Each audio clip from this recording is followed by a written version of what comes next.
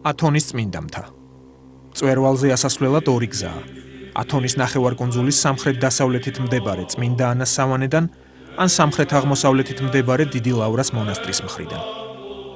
ამბობენ, რომ ათონზე წინასწარი გეგმით არაფერი ხდება, რადგან აქ ყველაფერს ათონის იღუმენია, ღვთისმშობელი წყვეტს. ჩვენს შემთხვევაში მწვერვალამდე რთული გზის გავლა განგებამ დიდი ლავრიდან გვარგუნა. გზად ულამაზესი ხედები იშლება.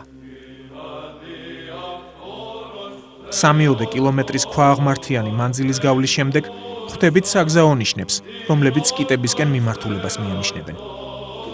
გზაზე მწვერვალზე ამსვლელ პილიგრიმებსაც გადავაწყდით, რომლებიც მის დასალაშქრად სათანადოდ მომზადებულები ჩანან.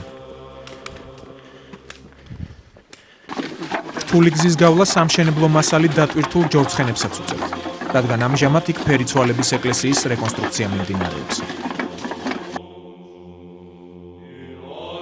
6 საათის განმავლობაში განვლილი მანძილის შემდეგ ზღვის დონიდან 1500 მეტრზე მდებარე ტაძარი, პანაღია გამოჩნდა.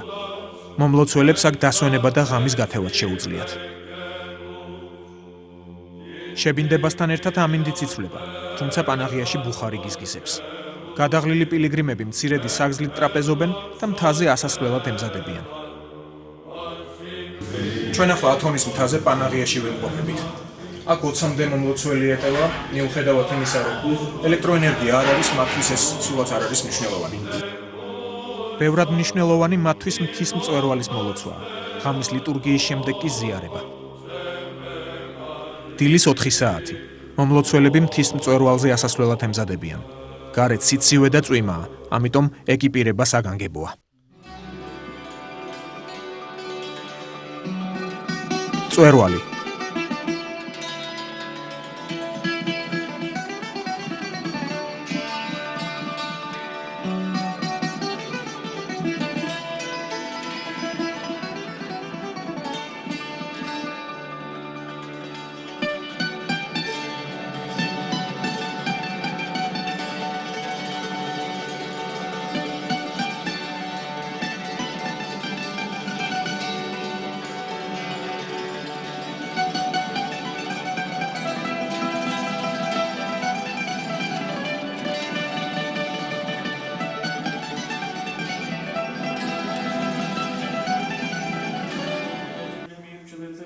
მზის ამოსვლამდე ლიტურგია ფარნების შუქსა და ხელოსანთა ხმაურის ფონზე მიმდინარეობს.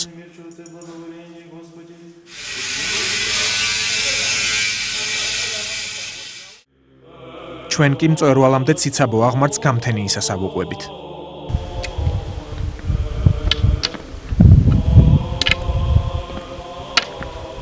საკმაოდ რთული ასასვლელია, მაგრამ ცოტა ხანში ავალთ მწვერვალზე.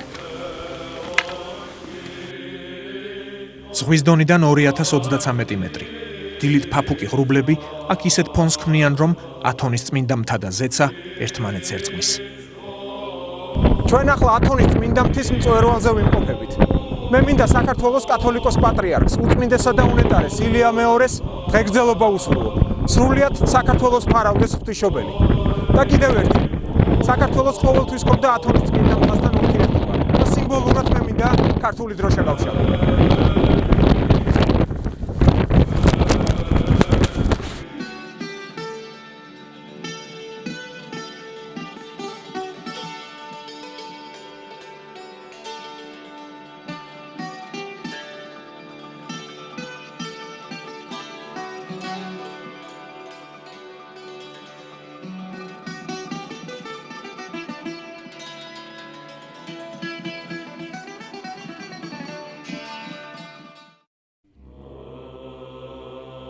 ფერიცვალების ტაძარში სარეკონსტრუქციო სამუშაოები შარშან დაიწყო, მაგრამ ისეთი ტემპით მიმდინარეობს, რომ მომავალ აღდგომას წირვალოცვა სრულად აღდგენილ ტაძარში აღევლინება.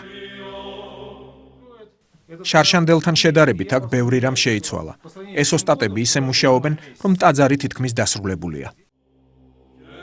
მწვერვალიდან დაშვებას წმინდა ანას კიტისკენ ვიწყებთ.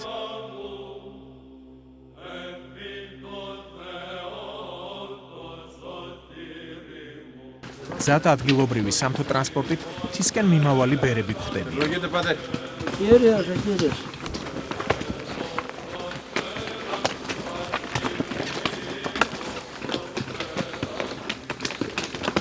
Forse tu penso, lo diete?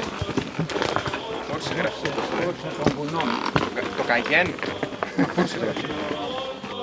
ღვთისმშობლის დედის, წმინდა ანას სავანე მთაზე მდებარე სკიტებს შორის ყველაზე ადრეულია. ის მე-14 საუკუნეში დაარსდა. სავანე თავისი მკაცრი ტიპიკონით არის ცნობილი, თუმცა აქაური ბერები მომლოცველებს ყოველთვის სიხარულით მასპინძლობენ.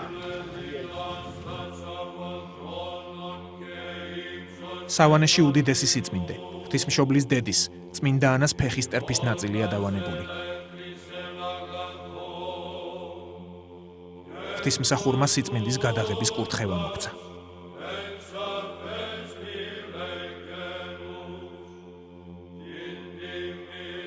აქვეა წმინდა ანას სასწაულმოქმედი ხატიც.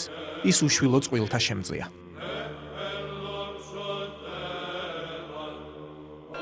ათონის მთის მწვერვალის და წმინდა ანას სავანეს მოლოცვის შემდეგ წინ სხვა სიწმინდეთა მოლოცვა და საქართველოსთან დაკავშირებული დოკუმენტების გაცნობა გველის.